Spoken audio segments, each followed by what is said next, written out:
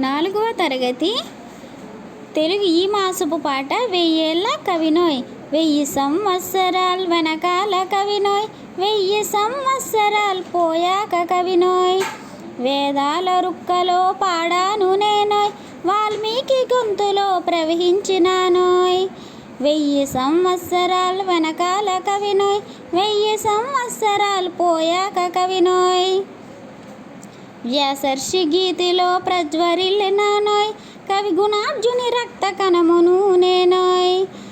కాళిదాసానంద కంపిత స్వరమునోయ్, Andhra Kavi Bhavabhuti Amrutha శోకాన్నోయ్.